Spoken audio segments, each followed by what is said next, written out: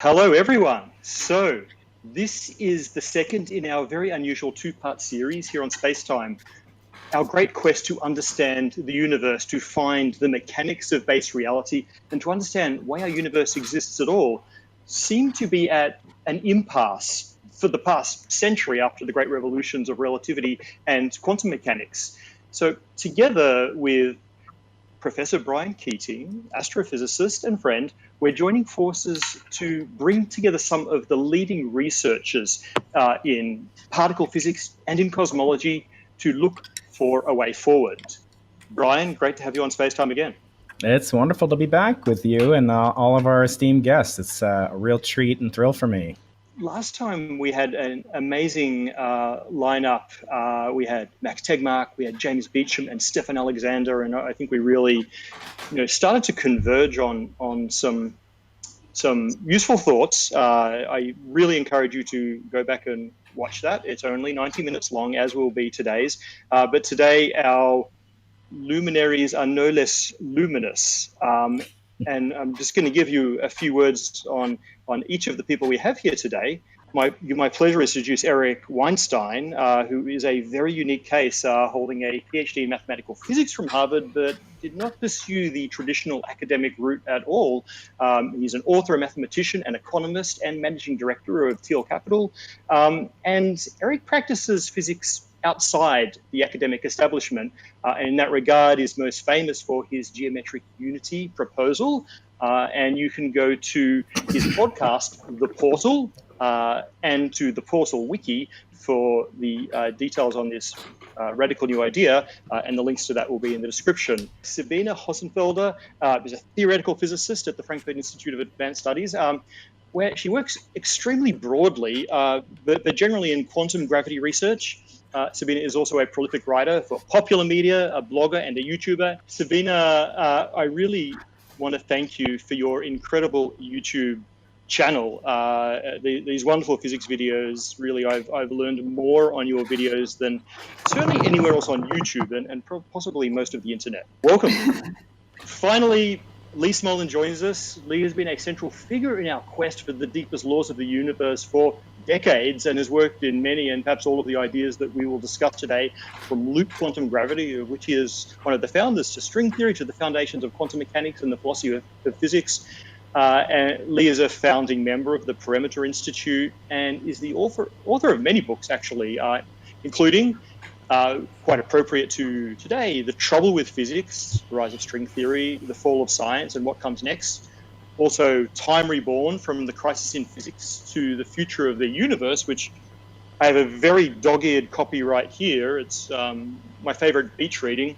And more recently, Einstein's Unfinished Revolution, The Search for What Lies Beyond the Quantum. Lee, it's an honor to have you on board. It's a pleasure to be here. Thank you very much. I was wondering, Lee, would you be able to just give us a quick overview of what we mean by when we talk about a quest for a theory of everything? Yes. Well, it means the theory of everything means different things to different of us, and we should make that clear. To many people, it means a unified theory of the elementary particles and their interactions. And that's a hope which has been ongoing for a long time. And there has been, as we'll discuss, some interesting ideas, but very little progress. Another thing you might mean by a theory of everything is a unification of the theory of gravity with quantum theory and with quantum field theory and the rest of the elementary particles. And that's the aspect of the problem that I've mostly worked on. The question of how to fit together our understanding of gravity, space and time, and cosmology, probably given to us by general relativity, with quantum physics. There's a third thing you might mean by a theory of everything, which is the completion of quantum theory, because there are a number of people who are of the view that quantum theory is incomplete and that the issues needed to complete quantum theory are the reasons for the slow progress in the other ways of going at a quote theory of everything.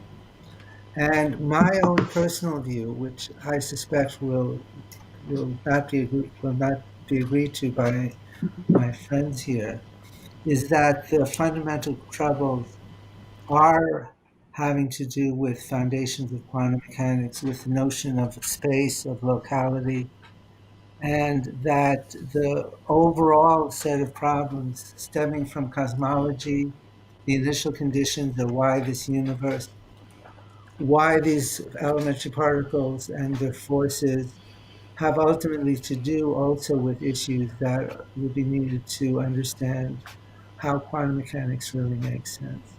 And the last thing I'll say is that I think everybody's asking the wrong question. I think people who are still wondering at why the elementary particles and forces have the structures that they do, the particular symmetries, the particular arrangements of particles, are like biologists before Darwin, trying to understand the a priori reasons why there are snails and cats and dogs without the key idea, and the key idea is evolution. And I think that the question we should be asking is, how do the laws evolve?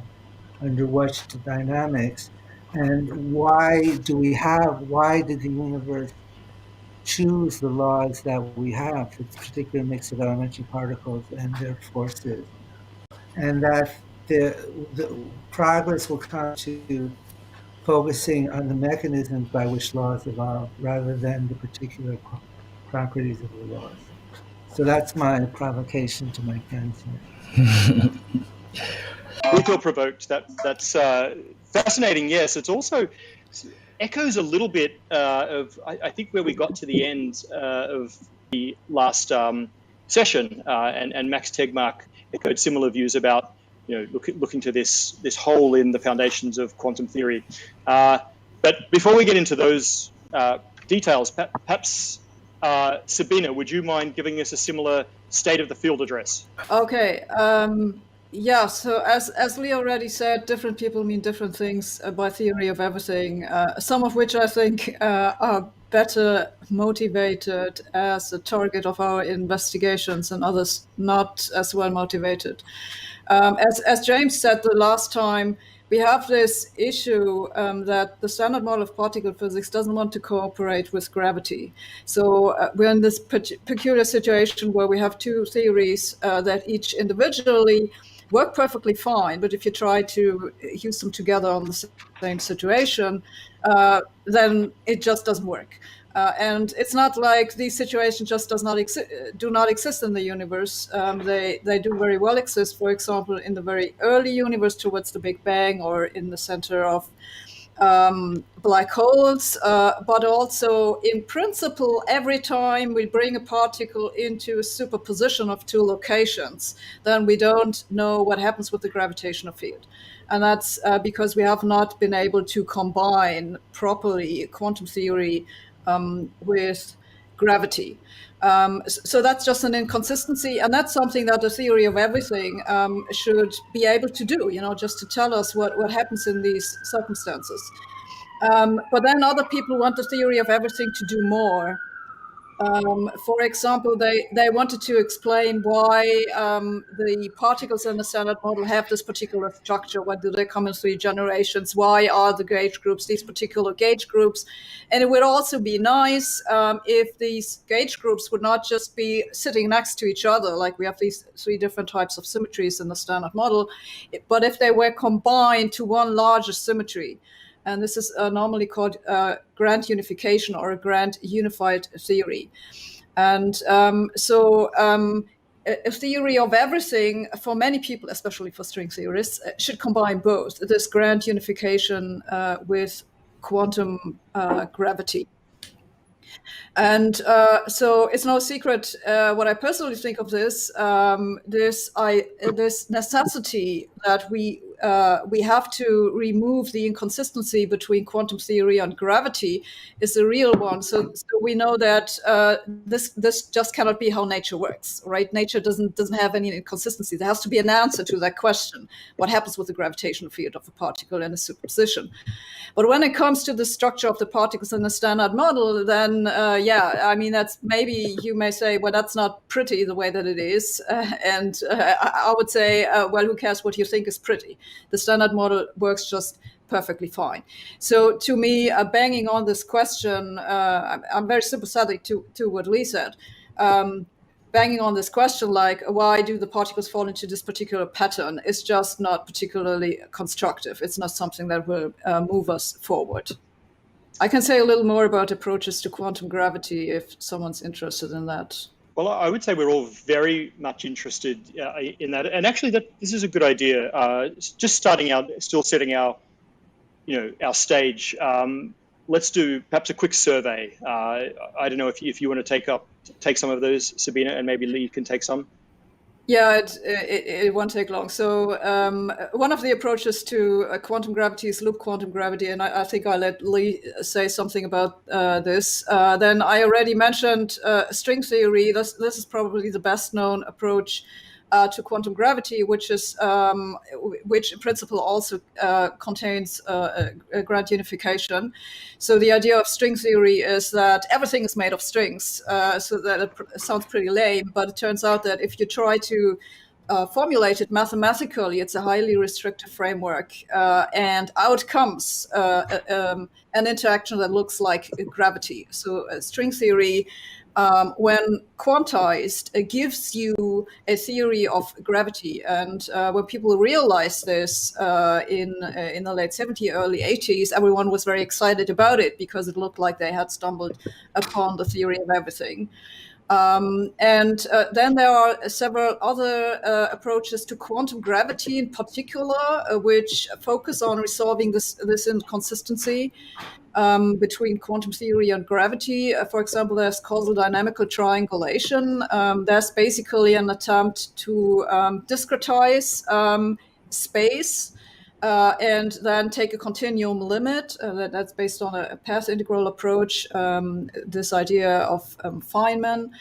There is an idea which is called asymptotically safe gravity, that originally goes back to an idea by Steven Weinberg, which says that actually we can quantize gravity the same way that we quantize the other interactions. And it's just that if we do it naively and don't think about what the result is, then it looks like that theory is sick. But if you look at it a little more closely and think about it, and then the theory is actually fine. It's asymptotically safe. And so the interesting thing about asymptotically safe gravity is that, well, for one, to my knowledge, it's the only approach that correctly predicted the value of the Higgs mass. And I think that's an underappreciated success of this idea. But it also, in principle, contains, or it's able to contain a grand unified theory. So asymptotically safe gravity is a contender for a theory of everything. It's somewhat of a mystery to me why it doesn't get more attention. And then maybe finally, let me add emergent gravity, because this came up in the discussion last week. This is the approach that, among other people, is being pursued by Eric Weinstein.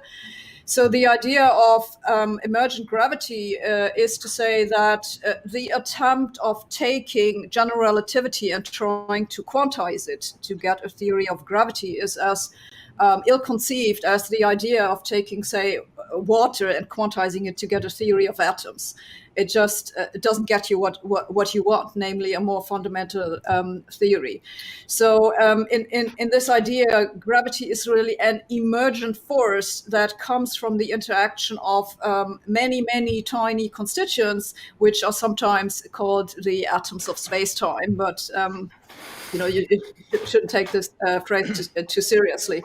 In any case, the idea is that gravity comes from this interaction of many microscopic constituents.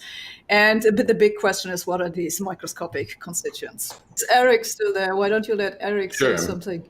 Eric, please, if you don't mind.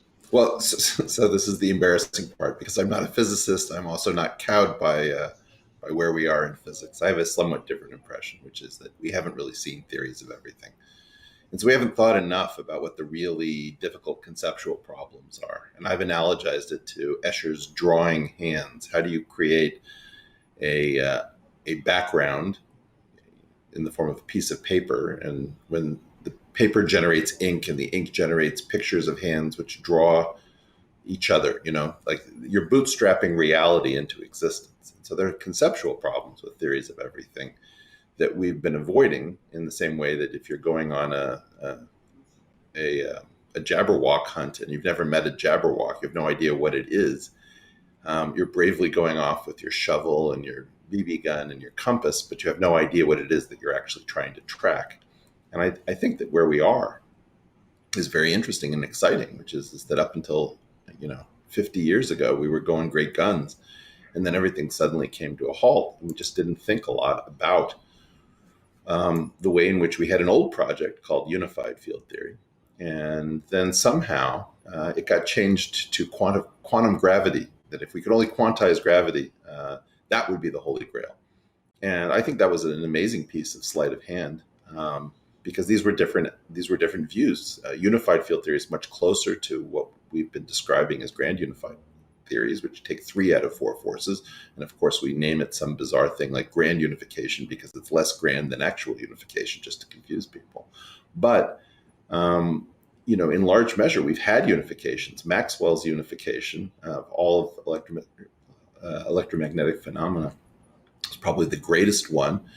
What's happened in the last 50 years is that we've had a complete stall out in terms of the ability of theoretical physics to predict what comes next, tell us what to do to find really new stuff. And as a non-physicist, I can tell you that from outside, it looks like the political economy of physics is destroying the actual research potential of the field. So that's what's fascinating to me.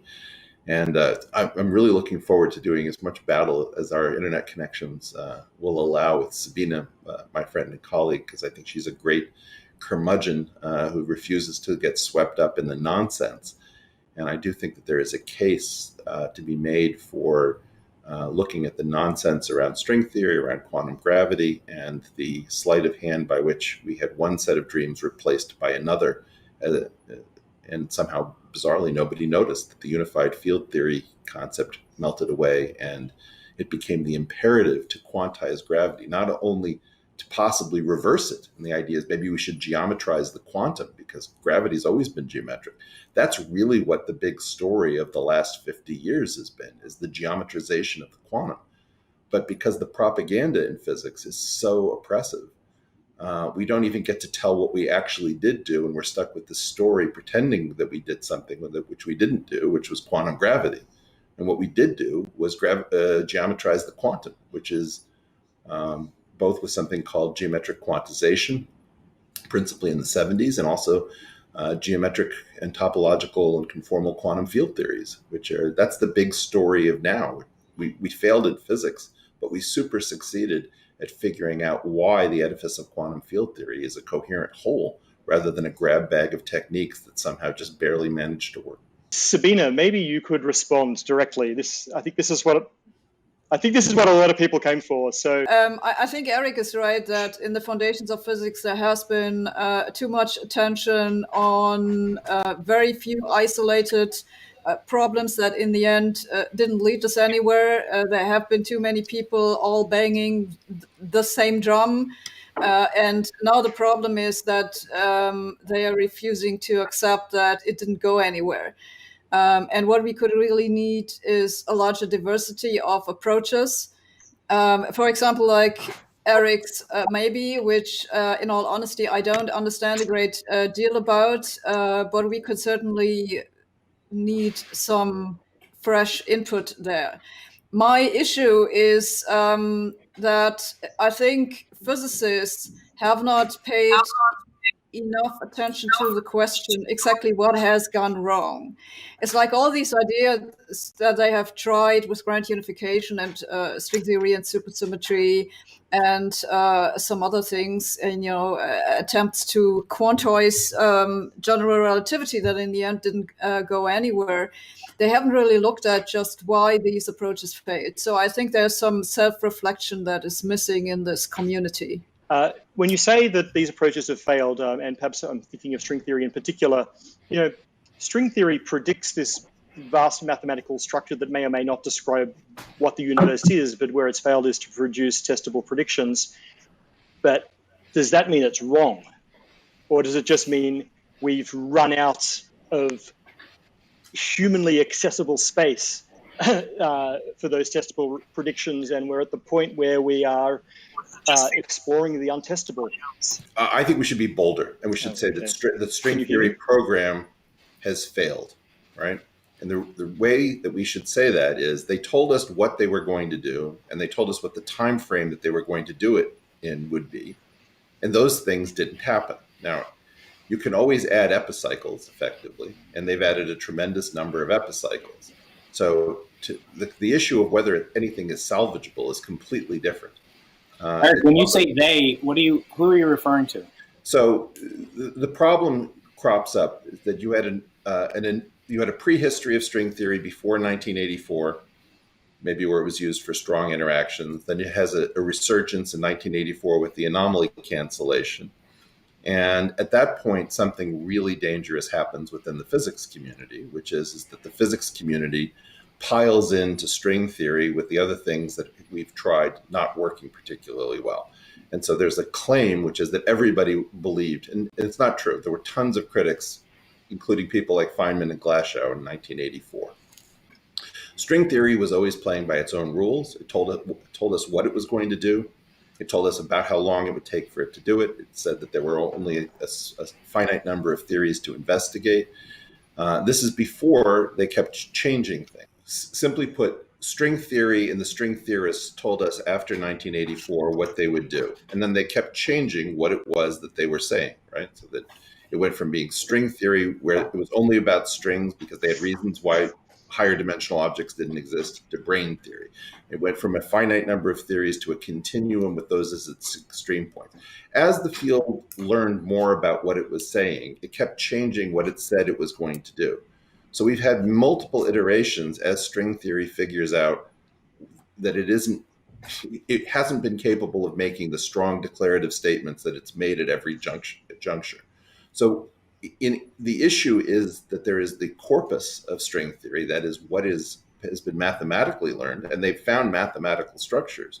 But to claim that those mathematical structures are the structures of the world is a statement where I would have to say the community has failed because it told us what it was going to do, and then it repeatedly failed to do what it said it was going to do. That isn't to say that they might not pivot and find something new to do, and I welcome that. But yes, it has failed multiple times. Eric, can I just address that? Because in experimental physics, it's not uncommon to have rather extreme budget overruns. I don't know anything about this, but I hear that from experimentalists and building ambitious projects that you're always optimistic in the beginning. So I think treating it as if it's a contract or a pledge or a swear, I think that's, not fair to what the ultimate goal is. The goal is to accomplish a certain product delivery, not to do it, explicitly in a given time frame. I think that's standard. Let's agree.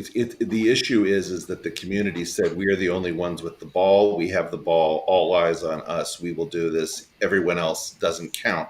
And so my point is, no, that's not how science works. You guys made a call, which is that you were the sole standard bearers for physics, and you were wrong. And you need to pay that price before we continue the conversation.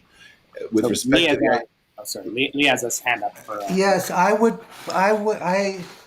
put it the following way, quoting Dick Feynman. This is from a conversation with him in the late 70s. He said, if there's a question and lots of smart people have tried to answer a question and failed, then maybe it's smart to think that they're asking the wrong question and to try to ask a different question. My sense is that, and I don't know if my friends here will agree, is that almost nobody is working on the questions that were driving those of us in the early 80s and late 70s to get involved in things like grand unification and string theory, which is to understand if there's a structure to the elementary particles that can be comprehended. There are a few people, Eric is one of them. There's Cole Furry, who has some very interesting ideas having to do with octonions. There's a handful of other people. And the situation is not very hospitable. If you, Cole and some other people who work on these ideas about octonionic structures have a hard time getting on the archive, which is embarrassing. And meanwhile, there's a vibrant community doing some interesting things, but I'm just repeating myself, there is almost nobody working on the original problems that motivated people to seek grand unification or unification of particle physics and gravity.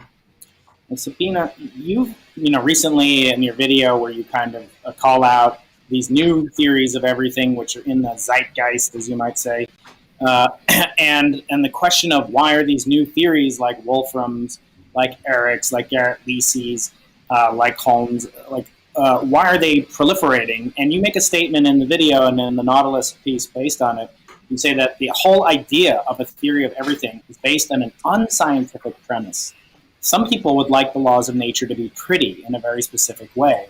And I want to do a Gedanken experiment, as you might say, if you permit my crappy German, and just take us back, to 1959, and then ask, were people guided to seek electroweak unification, prior to its creation?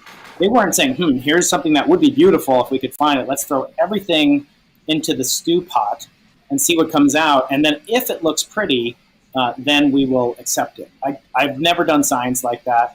I'm not a theorist, but I doubt that theorists do that. It's more that in retrospect, something might appear beautiful, but I don't think that's ever the flight plan. We never set off and say, I want to go all the way to the North Pole, so let me start by going, to 89.9 degrees, because I know it's very close and very symmetric. So anyway, it's a long question, but is that the way that you think theorists are actually operating, that we're using beauty as a flight plan, as a roadmap? I think that's how the methodology in the community has developed, yes. And I'm not just saying that because that's my personal opinion, but because I talk to people about this. This is what my book is all about. I've literally been traveling around and asked people, what they think about beauty as a guide to the development of theories and the foundations of physics. And it's become very, very clear that they pay a lot of attention to it. And you don't have to look far, on the internet to find example of this, where people go on about how string theory can't possibly be wrong because it's so pretty, or the same thing with supersymmetry, and so on and so forth. And I just think that's an unscientific argument, and I think it's terribly embarrassing if scientists go on and make claims like this. Now, as I said earlier, one has to be careful when one talks about these approaches to a theory of everything. There are two different sets of questions here. The one is a good question, which is how do we resolve the inconsistency between quantum theory and gravity? That's a hard problem. It's a well-defined problem. There has to be a solution to that. Now, as Lee said, that was one of the starting points that got people excited about string theory. But nowadays, there are few people who are actually even still working on even solving that problem. What most of them do is they deal with the theory in anti-de Sitter space. And for all we know, our universe is not an anti-de Sitter space. And if you ask them, why do you deal with anti-de Sitter space? And don't think about how to actually quantize gravity in our universe. They're like, because we know how to deal with anti-de Sitter space. So it's like the stereotypical example of the person who's looking for the keys under the lamppost, because that's how they know to solve the equations. That's where the dark The other part of the question is the one that I think is not a good scientific question, which is how do we make the standard model prettier by combining these symmetry groups and so on. I just don't think that question will ever lead us anywhere. But let me say something else about this example that you mentioned with the electroweak unification. the problem with the theory before the electroweak unification was also a problem of inconsistency, because without this unification, the theory is not renormalizable. It's basically the same problem that we have these days with the quantization of gravity. And so this was a good problem which required a solution, and people found the solution, and it led to a huge amount of progress. So maybe I can add that actually the problem is quite similar in the sense that they, in both cases, the theory was non-renormalizable, but the solution that people used for the electroweak interaction was to realize that since it's a short-range interaction, you can solve the problem by introducing a massive gauge boson. So this solution does not work for gravity, because we know just observationally that the gauge particle, if you want to call it that, for gravity is to good precision massless. So it's kind of a similar problem, but the same solution will not also work for gravity. So Eric and Lee, you both have quite provocative perspectives on the scientific method as a whole. Eric, I want to start with you, and then I want to go to Lee. So Eric, in the context of the scientific method, one thing that frustrated many of our listeners last time was that we were basically saying things about, apple pie and hot dogs or whatever you want to eat. Everybody can agree on, yes, we need more experiments. Maybe we don't agree on how much those experiments would cost. But I do think that, there's kind of a lot of blandishments that, it would be great to have more data coming in. But that kind of does feed into this notion that there is this Popperian sense of what constitutes doing actual science. And if it's true that we can't falsify something presently or in our estimation, maybe ever, that is not worth pursuing. And I wonder, what's your take, Eric, on how overarching we have become as physicists with Karl Popper and this dictum of falsifiability? I mean, this is a very difficult problem in part because you've had a very bad recent history with one subset of the community totally abusing ideas like beauty. And so Sabine is in fact correct about the abuse of beauty as a cover story for why you're not shipping product. But she's in fact incorrect about beauty at a far deeper level, which is where she and I hopefully can find room to disagree, which is this is an extremely dangerous part of the real scientific method. The real scientific method is everything that has ever worked to get us reliable knowledge, not just the fairy tale that we tell people that if they brush their teeth and remember to floss, that they'll be invited to Stockholm. And this idea that we should come up with a hypothetico-deductive method, we should come up with ideas, then we should challenge them in the laboratory, and we should retool. Life's a lot weirder than that. And the key problem with beauty is that it's a little bit like the Blackbird, the fastest airplane ever. Almost nobody could fly it. Well, same thing with beauty. Almost nobody can get any water out of that well. But the tiny number of people who were able to get water out of that well, I would say the three most important people in my estimation of the 20th century would be Einstein, Dirac, and Yang, even over Weinberg. Those are the people whose equations that we all use, and they're all on record as talking about beauty as a guide. And so you have this problem that it's an extremely elitist and therefore a very unpopular thing to say, which is, no, the Blackbird is an amazing plane. There are only three guys who can fly it. Well, beauty is absolutely an amazing way to do physics, and there have only been a tiny number of people who've been able to get it to work. Yeah. So the modal person, Sabine is absolutely right. That person is probably lying about their prospects for success. That person is probably going to crash and burn. So let us agree that in the hands of the modal physicist, beauty is a terrible guide. That is not the argument for beauty. We're all supermodal. There's no average physicist, right? So Sabine has her hand up. And then I want to get to Lee, but Sabine, you had a quick response? Let him finish. Let him finish. She's giving me enough rope to hang myself, as you could tell. With respect to what the real scientific method is to be blunt about it, renormalization theories of scale have been incredibly enervating, because the physicists have an idea of, here's the gauntlet that any theory will have to run at the end. And the people who know that gauntlet find very different things beautiful, because it's anything that is a candidate. In general, too many of us outside of that quantum field theory community don't appreciate the dangers and difficulties and the pitfalls that are besetting us on all sides. Unfortunately, that community also is incredibly enervated from guessing, which is the reason that nobody works on reality anymore, for the most part. It has to do with the fact that nobody has an idea of how to function in a straitjacket quite this tight. And I'll be happy to hear what other people have to say. So you look at Sabine, you look in your article recently in Nautilus magazine, Do We Need a Theory of Everything?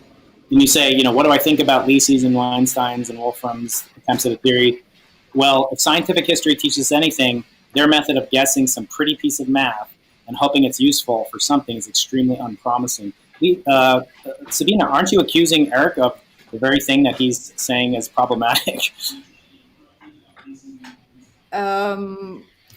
Well, Eric's only one person, so basically he can't, as one person, and be he's the same problem as a community. He is 10 sigma over the mode, right? Let me maybe comment directly on what Eric was just saying, because it's something that I constantly get to hear, usually from physicists and not from mathematicians. But it's this argument: look at these great people like Einstein, Dirac, Weinberg, who've been talking about beauty. It worked for them. Okay, so why is that a bad argument? Because it's cherry picking data. Okay, so you also have to take into account all the people who've been talking about beauty for whom it did not work. And there are lots of examples of this in the history. If you look at people like Heisenberg, Eddington, or even earlier, this whole story with vortex theory and the Platonic solids and so on. So you have all these people in the history of science who've been going on and on about beauty. And maybe you would say, from today's perspective, these ideas were not all that beautiful, but that's because you have this hindsight insight that where their ideas didn't work. The point is that at the time when they were making their conjectures, their sense of beauty was not working. And you can also just see this, basically happening right now. People have been using this very specific notions of beauty for the development of theories of everything, grand unification, and so on. And they did not work, and they continue to not work. So maybe I should clarify, though, that my problem is not generally with using arguments from beauty, because I'm very much with fire. With firearmed, whatever works. Okay, so if beauty works for you, that's fine with me. The problem with these arguments from beauty is that you have so many people all using the same very narrow ideas of beauty that have become pretty much dogmatic in the community. And then people do not get the message, the feedback from nature that these particular notions of beauty are just not working. Is that truly? Because in your book, again, it's a classic book, The Trouble with Physics, 2006. You talk about all these dead theories that were beautiful, and you even hint that maybe supersymmetry won't be the saving grace. But can you? I never thought supersymmetry was that beautiful. I think it's one thing at the nature of advice that scientists tell each other. And it's another thing to try to make a working principle and make a doctrine of it. So I agree partly with either of you. I mean, at my PhD defense, Stephen Weinberg afterwards pulled me aside, and in very appropriate for that moment tone, he said, "Can I give you some advice?" And I said, "Sure." And he said, "I'm going to pass on to you the same advice that my PhD advisor gave me at my PhD." And I said, "Sure." And he said, "That advice is every once in a while, think a little bit about the weak interactions." And then he smiled and he said, "That really worked for me." And I think that scientists do pass down advice like that. And one of the pieces of advice is look for something which is beautiful. So a few times, just speaking personally, a few times in my life, I've come upon something, a calculation or an idea or a framework, and had the emotional experience of, wow, that's really beautiful, which came along with, that's really new. I've never seen that before. And it has a wonderful coherence, the way that the parts fit together. And I think that that's part of the experience of doing the science. But I never put in a paper, doubly special relativity is true because it's especially beautiful the way the parts fit together. And in fact, Sabine was the person who demolished the theory, not on the basis of it not being beautiful, but it not having a good local structure that we expect theories to have in quantum field theory. And so I think it's a matter of what you take it. There is this experience, a personal experience of coherence and simplicity, and those are good things. But I don't think they should be properties that you hold up in an argument about whether something is true or whether there's evidence for it. Yeah. I think this is a fantastic point.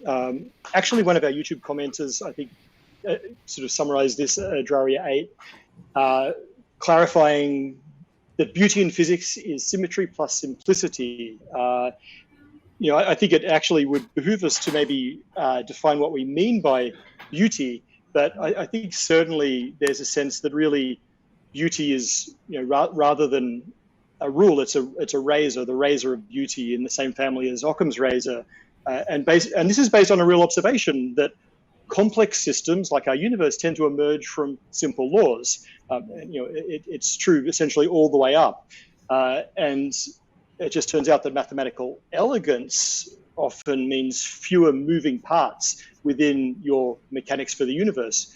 So is not that a useful guiding principle? I mean, I think that's right. I think that what the problem is, we say the word beauty as it's shorthand for something, and it has to do with an economy. So Richard Dawkins said that the power of a theory is what it explains divided by what it assumes.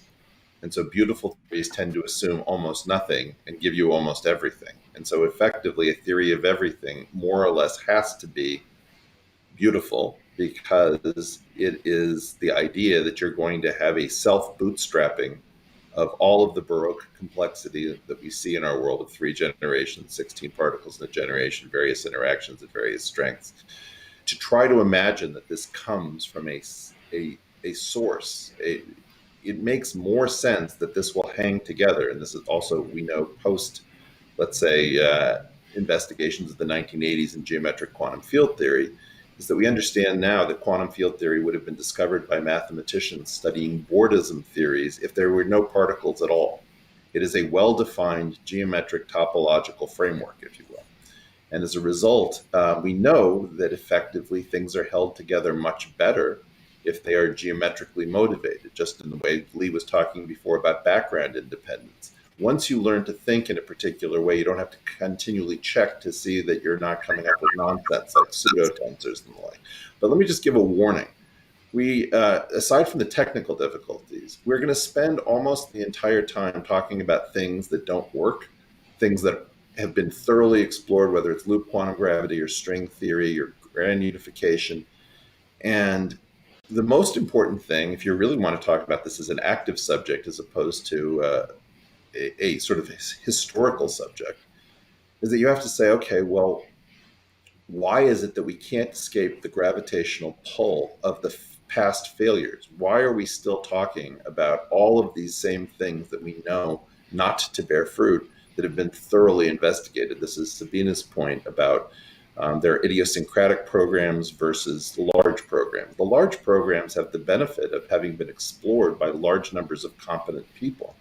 And so we more thoroughly know that nothing is likely to come out, no offense to Lee, of string theory, loop quantum gravity, because we've actually explored them a fair amount to know that they don't yield up the sort of fruits that people were expecting, whether it's the Ashtekar variables or in the case of loop quantum gravity, or the anomaly cancellation in the case of string theory. But what's fascinating is that we're not actually interested in processing our own failures and then saying, And now what? Well, I wonder sometimes if we could cut up in that fallacy of the appeal to popular opinion. That's not the way that science works, nor does the fallacy of authority work either. My provocative quote is that the scientific method is the radio edit of great science. But Lee, you've even gone further and said things such as maybe there isn't a scientific method. Can you elaborate? I know you only have a few minutes, but it's very precious, and I'd like to understand this provocative statement from you about the scientific method and whether or not... Let me say something very specific, which is a pointer. Most of my thinking about the scientific method is framed by Paul Feyerabend that Sabine mentioned, and Feyerabend's against method. But I've tried to go,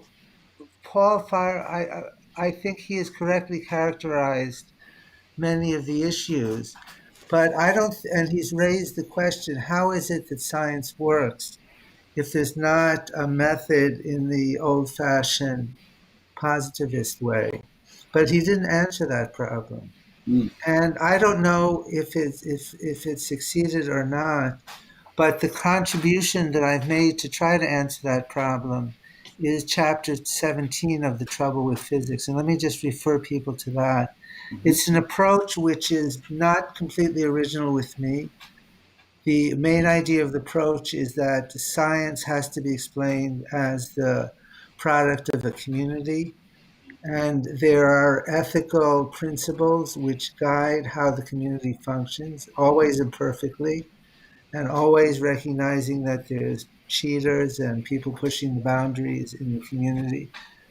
And I try to characterize what it is about this community that leads from time to time to consensus after there's been disagreement in terms of arguing from the evidence. So, and the kind of theme of that philosophy or that description of what science is, it starts by saying that human beings are fallible and we easily fool each other and we easily fool ourselves. And science and the scientific community is a collective set of functions and tools which, when used properly, are good at finding error. And I think, Brian, you'll agree, you're an experimental cosmologist, and probably 99.9% of what you do is seek to find errors and eliminate them. That's right. And that's what we theorists do when we're doing our job as well. Yeah, and Sabine, I don't think you would disagree. You talk about this as in your advice that you gave in an interview that we did, advice to a young physicist to look for the inconsistencies, to use that as a guide. I wonder, for someone who is not known for effervescent optimism and sanguinity on the state of physics, you do write recently that you say something to the effect that there's no need for quantum gravity to explain any current observation, but hopefully, and this word hopefully struck me in your language, hopefully this will change in the coming decades. On what basis do you have to hope for such a thing to happen? Well, so there's a long-standing myth that is very common in the physics community that you cannot possibly test quantum gravity ever in our lifetime, not in the next million years and so on, because, and I believe this briefly came up last week, you need to build this collider that's the size of the Milky Way, and it's not going to happen because we have to face economic reality. And there are lots of variants on that idea that you need to have an unrealistically big machine to ever test quantum gravity. May that be this big collider, or you have to build a graviton detector the size of the planet Jupiter and put it in orbit around a neutron star, stuff like this. So you can make a lot of fun estimates on that account. But this fails to neglect that a particular specific property of gravity is that the interaction becomes stronger with larger masses. So strictly speaking, when we say that we can't test quantum gravity, What we're actually saying is either the masses are so large that we can measure the gravitational field, but then they don't have quantum properties, or we have objects that have pronounced quantum properties, but then they are so light that we can't measure the gravitational field. So that's the problem that we have. Another thing is that there has been a lot of technological progress in bringing heavier and heavier objects into quantum superpositions, which offers the possibility that at some point you may just be able to measure the gravitational field, and then we can figure out what's with the quantum properties of gravity. And there's still several orders of magnitude that people have to bridge in the experimental community, but we're not talking about 40 orders of magnitude. We're talking about something like 5 to 6 orders of magnitude, and that's in an area where there is a huge amount of progress. Well, Lee, if you do have to head out, perhaps you can maybe say something at the end of the last session. I asked everyone to give their impression of really what is the end game going to look like. You know, what is it that we need to find a better question, or do we have any hope of actually asking these fundamentally philosophical questions about No, existence? I think I said at the beginning what I think the question is, which is what is the dynamical mechanism by which laws evolve? And that's much more important than that is the explanation for what the laws are. And it's not a beautiful symmetry. It must be a beautiful mechanism, something analogous to natural selection. And the other thing which I personally think is likely is that a common resolution of the problems in quantum gravity and quantum foundations will involve the idea of locality. And what will happen to the idea of locality is that space will turn out to be an emergent structure. And therefore, fundamentally, what's local and what's not local is dynamically determined and emergent. And that will be the source of the resolution. That's my bet. And I'm happy to work in the scientific community where I have the privilege, and I have to say it is a privilege, to work on these questions. And I agree very strongly with Sabine and Eric, who in different ways are pointing to the problem of the diversity of people and ideas in the field, especially of physics. Thank you so much for your insights and your profound parting words. Also, this is stuff that we all need to think a lot more about.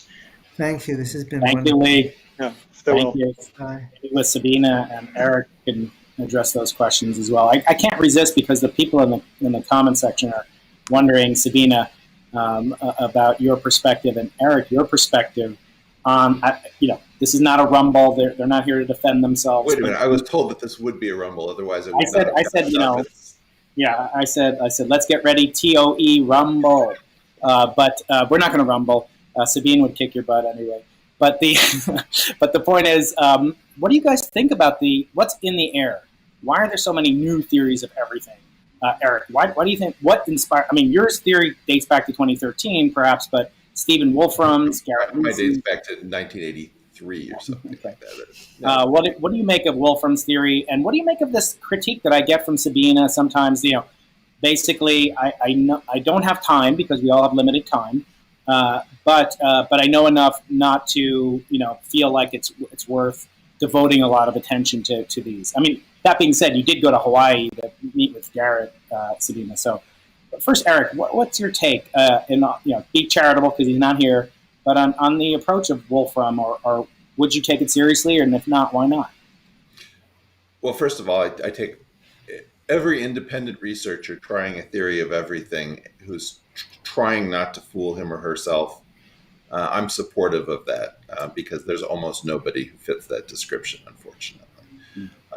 As to why this is happening, again, I'm just a little bit concerned that we have this thing called theories of everything. We're not really talking about theories of everything as the first opportunity. Let's be more honest than we'd like to be. In general, because mommy and daddy have failed, the kids are misbehaving. So the idea Stephen Wolfram was just talking to me, and he said, I really thought I was going to run into all the same resistance that I had before. I didn't realize that the community wasn't in a position to offer it anymore. So having effectively lied and failed to say what it was doing and where we were and how things were progressing, there's a huge credibility gap with all the people who are supposed to be tamping this down.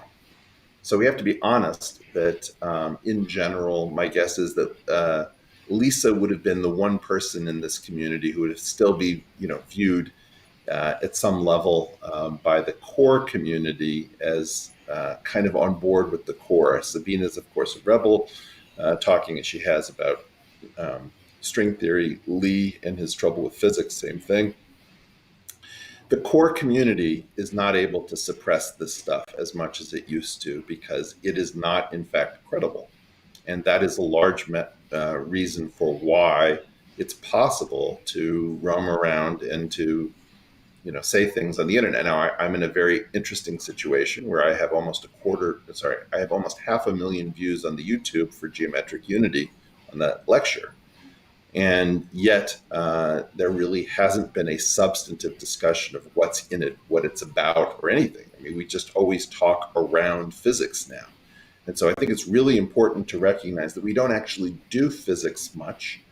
What we do is, if somebody told you that there was an attack by a joint Russian-Chinese force on Western science, right? Science in Western Europe, the Americas, and Japan, let's say, and that it was going to work by getting everyone to talk about Popper, everyone to talk about string theory, about the scientific method, about Feyerabend, we can't even pronounce his name or spell it. All of these things is we talk around what it is that we're supposed to be doing. We don't actually do it. We don't talk about muons. And it's fascinating to me that we're talking about theories of everything or as if it's like some sort of, like there are none that have been accepted. And the issue of who is claiming one, Stephen Wolfram isn't claiming to have a theory of everything. Garrett Lisi is not claiming to have a theory of everything. These are people who have some sort of a program, and we have an idea of why. Wolfram believes that his rules generate complexity that wasn't present, obviously, in the rule. So particularly generative rules in the computer science cellular automata perspective are incredibly generative. So his claim is, it looks like these could generate differential geometry and therefore the underpinnings of the standard model in GR. In Garrett's case, he had an original hope, which is, okay, there's 16 particles in a generation. It has to do with spinor groups. There are weird ways in which spinors and what would be called the adjoint representation can be fit together in what are known as exceptional Lie groups. I bet the largest one contains a threefold symmetry called triality, which gives you the three generations of matter. Now that didn't work. And it didn't work for reasons I told Garrett at a conference organized by Sabine at Perimeter, where Lee is, bringing it all back together. And that didn't work. Now, Garrett is sort of on to something else, but he won't exactly admit that the old program didn't work, even though, he based it on triality of E8, which is a non-trivial observation since it's not manifest. So, those are noble attempts to do something, but they're not theories of everything. And we're not honest or clear. I think that there would be a breakout of theories of everything if anyone had one, but it's almost impossible to fool yourself into thinking you have one because the constraints are too great. And, it happens to be that maybe because I'm not a physicist, I can fool myself into thinking I have one. But I just don't believe that theories of everything have broken out. What has happened is that people have become bold because Qumran and Ed and David aren't going to shut everyone down. And if you know who those names correspond to, then you know exactly why it was that a lot of dissent was suppressed. And Sabina, do you have a rubric? Do you have a checklist, that you say a theory has to pass before I will use my time to investigate it further? Well, first, maybe let me make a comment about what Eric just said. You complained that there has not been any substantive discussion about geometric unity. I think that's because no one has any idea what you're talking about in the first place. I think you're severely underestimating the communication problem, and you have to work much, much harder on that. And yeah, I watched your lecture, and I think that I'm among the 500,000 people who watched your video. I'm probably one of those who have a pretty good starting point in understanding what you're even talking about, and even I only have a very vague idea what you're even up to. And so let me then come to your question about why we're seeing this renaissance of theories of everything. I think that's partly what we're seeing is people coming of age who've grown up with this idea that there has to be a theory of everything. It's just a sociological aspect. People who went into physics in the 80s, maybe late 70s, early 80s, something like this, they were all told there has to be this theory of everything, and it's the next logical step after the development of the standard model. And before you know, we'll have found it. It's just that it didn't happen. And so then we've seen like 20, 30 years, people going on about how great string theory is, and that in the end didn't pan out. Okay, and now you have these people who've been silently working on their theory of everything, in secret on their desk, and nobody wanted to listen to them because everyone's been talking about string theory, who probably now are encouraged to finally give it the final push out. And I suspect that we will probably see some more of that. And I think that's a good development, even though, as I said, I'm not terribly excited about people trying to solve non-problems. Nevertheless, you never know what they will stumble upon. Yeah, Personally, if I can finish this, I'm almost done. What I find more exciting is that we're seeing much more interest now in the foundations of quantum mechanics, which has, there's not a lot that has happened for half a century or something. And it's now, again, it's mostly driven by technological development, that there are more things that people can test. And now there's this revival of interest in the foundations of quantum mechanics. And this has come up a few times in the discussion here. I think that the solution to the question of what do you do about quantum gravity will ultimately come from a better understanding of quantization and locality in quantum mechanics. So I definitely want to give Eric a chance to respond, but it sounds like, to paraphrase, Max Planck, it might be wait for a few more funerals for physics to progress. Matt, you were going to say something, but I think we should give Eric a chance to respond to that body blow landed in the 9th round by Sabine. Yeah, and not just a chance to respond, but also maybe a chance to tell the audience when we might see more about geometric unity. When should we be monitoring the? All right. So first of all, Sabine, I thought you were going to say something like this. This is preposterous. By the way, I think the world of Sabine, her integrity and her curmudgeonly nature have been a huge boon to physics. So keep doing what you're doing, and there's no one I'd rather fight with. Given that, the gloves are off. Sabine, that's not true. Look, assume that you had a space-time manifold, right? And normally we need four dimensions for that. Before you have a metric, here's a one-dimensional manifold in the form of a circle, okay? Now, it happens that you have to create in geometric unity an ambient space, which would be a fiber bundle, okay?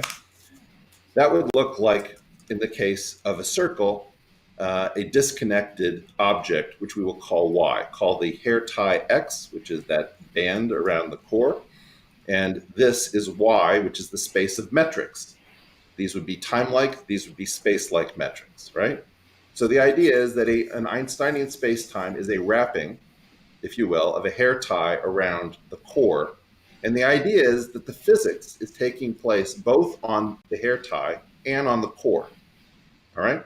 And so if the space-time metric is down here, you're going to pull back different information at the bottom of this core than if it were at the top. That's just saying it's a section of the bundle of metrics. That's straight up Einstein, right? What I am saying is that the bundle of metrics, this object Y, has a funny feature, which is that it has a metric on it almost. So I'm going to put a toothpick right now through the core of the roll, representing what I would call the horizontal tangent space, which is not pointed along the tube. If it was pointed along the tube, then the Y structure would have a metric, and then it could have things like electrons and muons and neutrinos and the like. But in fact, it points off. So one of the issues of geometric unity is pushing this horizontal subspace along the tube to be a perpendicular to the vertical subspace.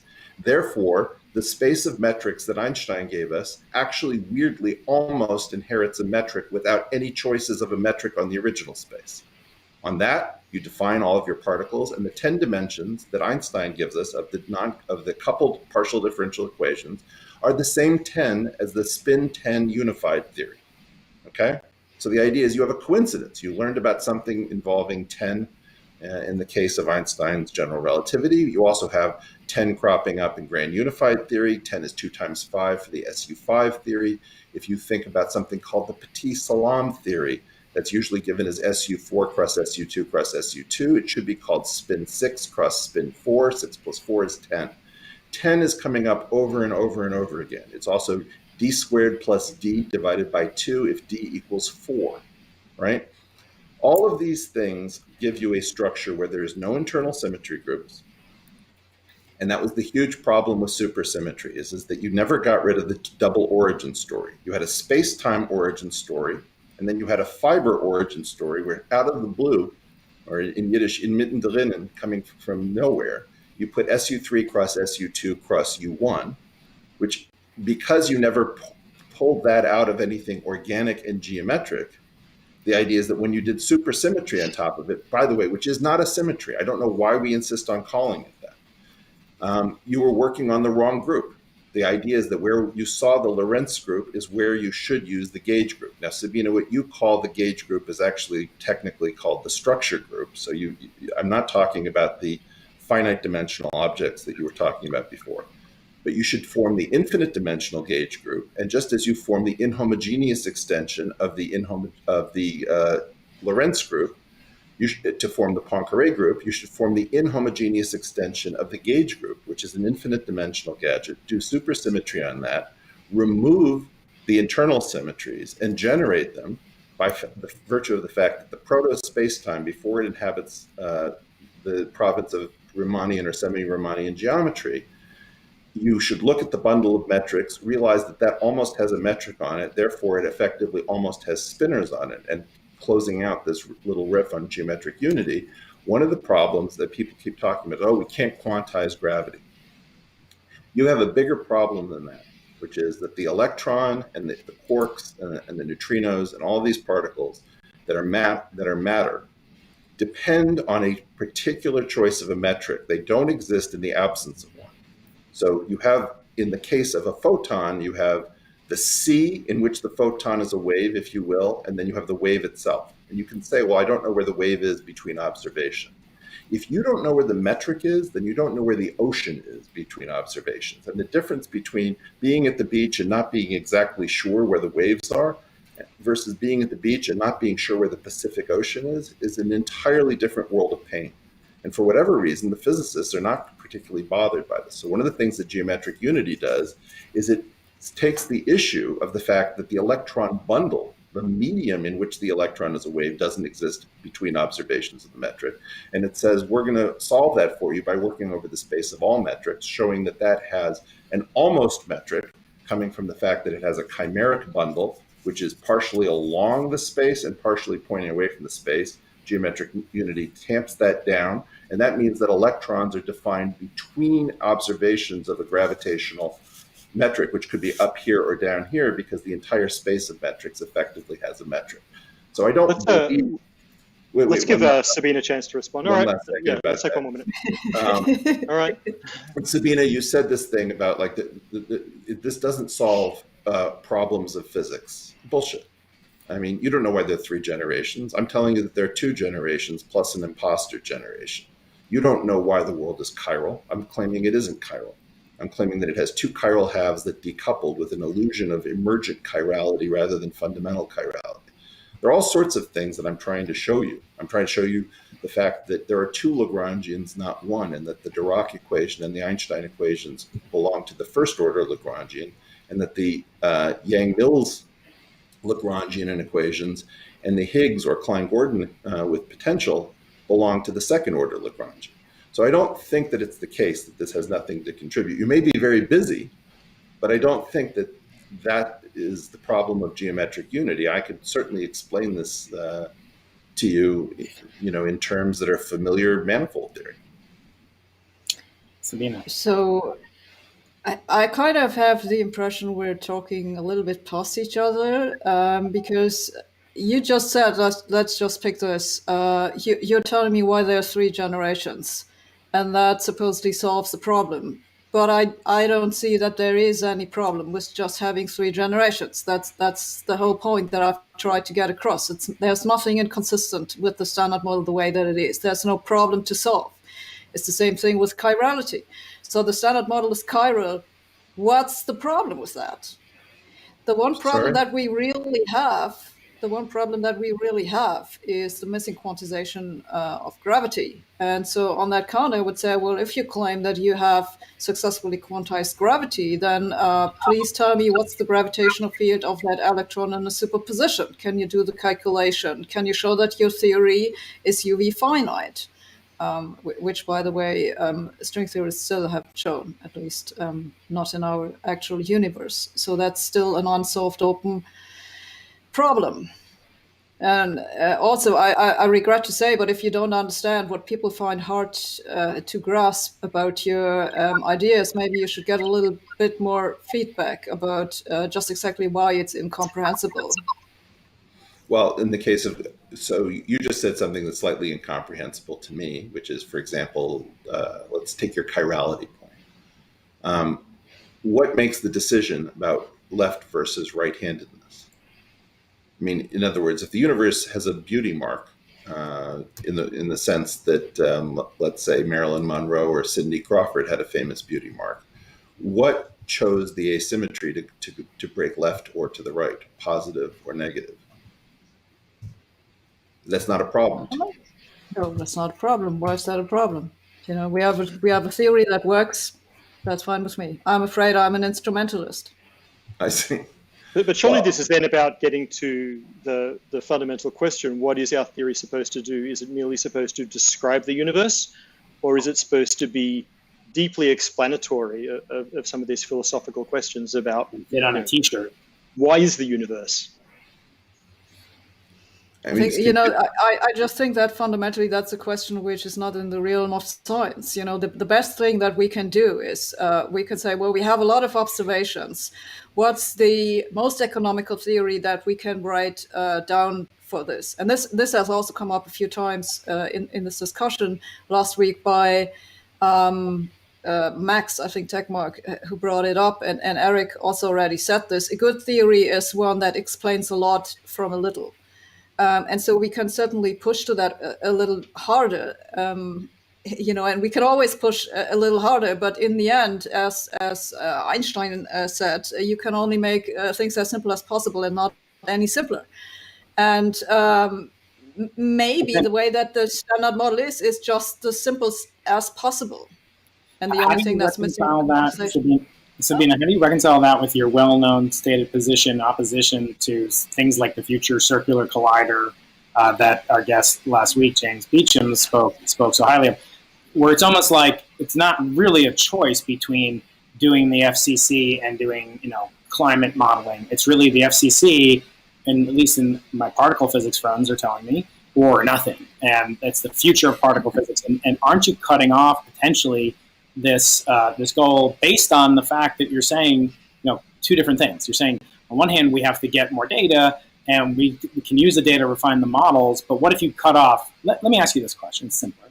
If you were, the queen of the planet, more so than now, but if you were and you had infinite resources, where would you be putting those resources? Tell me, theoretically, postdocs, experiments, where would you put that infinite amount of resources? Forget about the other ways we could use the opportunity cost outlay. I would put my limited resources in an educational program that teaches all physicists that resources are not unlimited. Because we have to make decisions about where to put our money. And the message that I have to try to get across is that is that putting a lot of money into a big collider is not a good investment. You know, there are better experiments that we could do for less money that have a larger expected payoff. It's just currently not a good way to invest our money. And Eric, And I have to say, you know, maybe let me add this, that physicists, and I've been part of this community for a long time, have basically made it a taboo to even ask the question, how expensive is it? Is it worth it? They'll stand up and say, oh, let's not talk about the money. And I'm like, well, what planet do you live on? You know, the planet that I live on, money matters. Sabine, it's not really true that, I mean, we do spend a lot of money on education, and I don't even mean, you know, to this, I know you're kind of being tongue in cheek, but what about the postdocs? I mean, I've had people say, Eric, you know, we have too many postdocs. The field can't afford it. I mean, I personally don't have enough as an experimentalist. It's hard to find. But where would you spend resources, part B and part A? Anything that you wanted to respond to that you haven't had a chance to do yet? Well, sure. I mean, the first thing is I'm not a physicist. Let me be very clear about that. Second of all, I have a very difficult time with the physics community. Third of all, you guys need vastly more money. And as much as I'm disappointed in you, and as much as I'm pissed off and angry about the way in which the community has fallen into a state of what I would consider to be disrepair, the key thing is that there's something painful about watching the community that birthed the World Wide Web, the devices that we use to communicate with each other, both through the semiconductors and through electromagnetic spectrum. All of the wonders of theoretical physics more or less powered the entire world. And in terms of the economy, what ended wars, what have you. It is obscene that the theoretical physics community and its experimental allies have to ask for billions of dollars like a beggar with a bowl in hand when you actually provided the universe with most of what we take for granted as powering the modern world. And you guys signed the world's worst licensing arrangement ever. So the first thing I would do is to put money into renegotiating your deal with the universe, because these are not taxpayer dollars, they are physics dollars that we allow the taxpayers to make use of in large measure. You can reframe this.